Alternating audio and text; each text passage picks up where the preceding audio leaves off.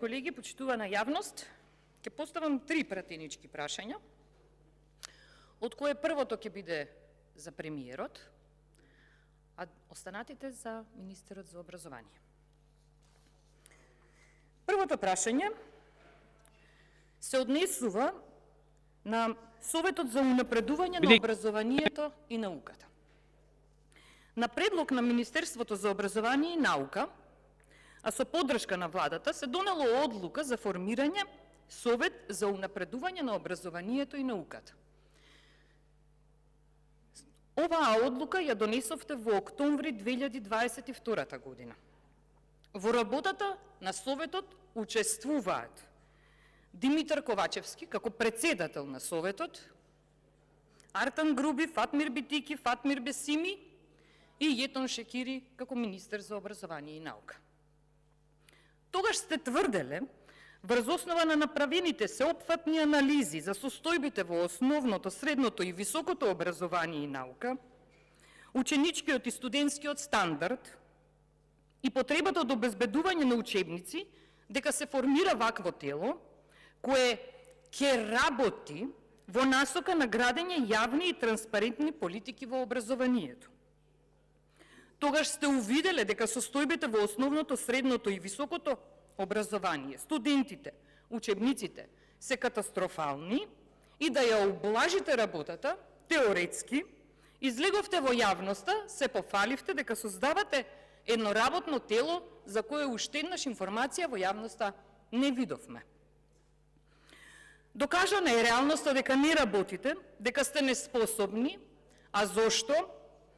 Заради тоа што вие, како Совет, во јавноста, немате изградено јавна и транспарентна политика со која ќе докажете дека ги реализирате поставените цели.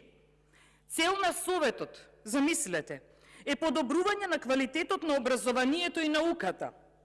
А ние, македонската јавност, денес е сведок на погрешни содржини во учебниците, немање на реален и издржан пристап за надминување на овие проблеми со учебниците. Наставници даваат оставки, си одат од образование, а не пак да имаме мотивирани кадри, автори за творење на квалитетни учебници. Цел на Советот е зајакнување на системите на евалуација и оценување, реформирање на наставните програми со нивна поголема насоченост кон резултатите од учење. Ние уште имаме најслаби резултати на PISA тестирањето. Најнискиот резултат за индекс на медиумска писменост го имаме ние.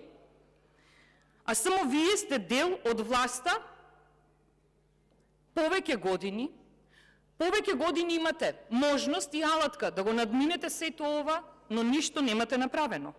Цел на Советот е подобра ориентираност на програмите за стручно образование и обука кон потребите на пазарот на трудот. Што вие правите?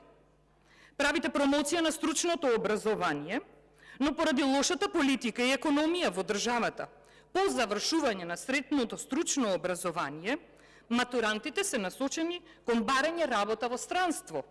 Катастрофа, квалитетен, надежен и обучен кадар трајно си заминува. Цел на Советот е ставање во функција на програмите во високото образование за потребите на пазарот на трудот, нели?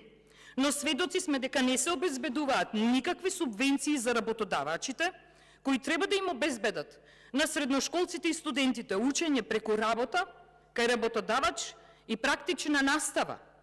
Така што кај нас стручното образование во најголем процент се темели на теоретско образование. Сведоци сме дека целите од помпезно најавуваниот Совет за унапредување на образованието и науката не се реализираат, ветувањата дадени во јавноста не се исполнети и заради сето ова што претходно го кажав, ви го поставувам, премиере, првото прашање.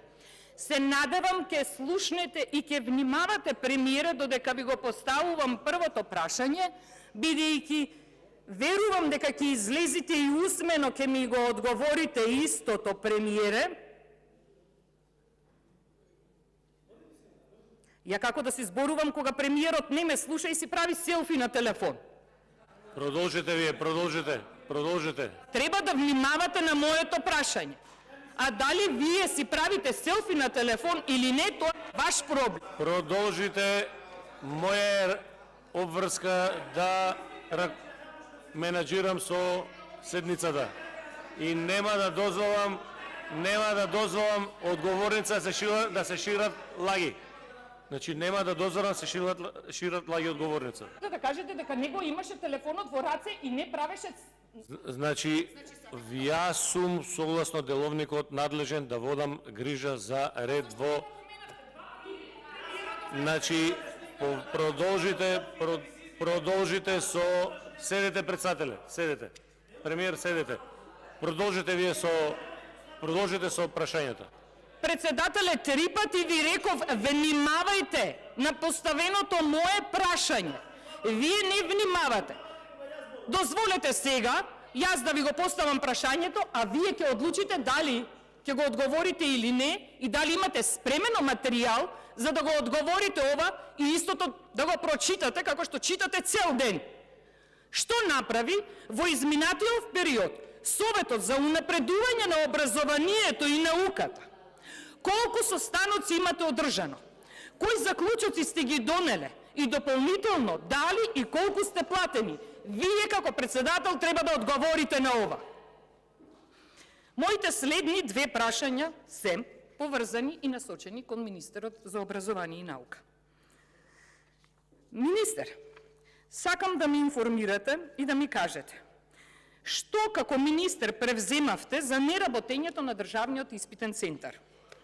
Не е доволно само да се разреши директорката на Умовска. И новоназначената директорка треба да се менаџира успешно. Вие сте главниот менаџер во сектор образование и треба да имате визија за градење на успешни тимови, а не визија за нешто друго.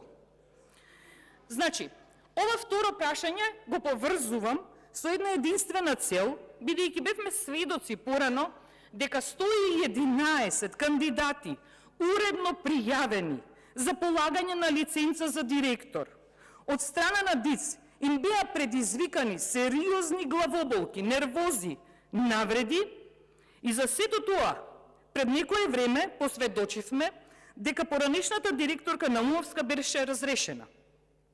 За сериозните прекршувања на закони, кривичната пријава за господјата не слушнавме да има, но со сигурност ве убедувам дека наскоро на Умовска ќе ја слушнеме како предлог за амбасадор.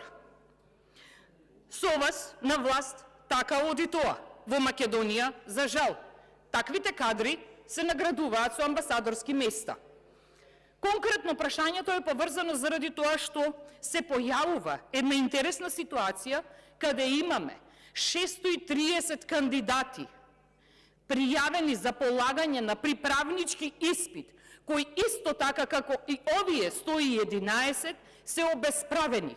Не е навремено организирана испитна сесија за кандидатите и во оваа институција не се работи транспарентно, не се работи квалитетно, а вината и одговорноста ја имате вие како министер. Значи да заокружам, што како министер превземавте за неработењето на Државниот испитен центар. И трето прашање, зошто на учениците од средните училишта свесно и намерно им се скратува правото на образование? Сето ова е поврзано со календарот, кој го имате доставено во службен весник, календарот за изменување и организација на учебната 2022-2023 година во јавните средни училишта, каде велите дека годината ќе трае до 9 јуни за средните училишта, за основните училишта велите ќе трае до 14 јуни. Многу големи небулози, многу голема неодговорност, нетранспарентност, а да подсетам, заради неубавото работење, неквалитетното работење на Министерството за внатрешни работи, 21 ден се скратени од наставата на учениците заради дојавите од бомби кои ги имавме во јавноста.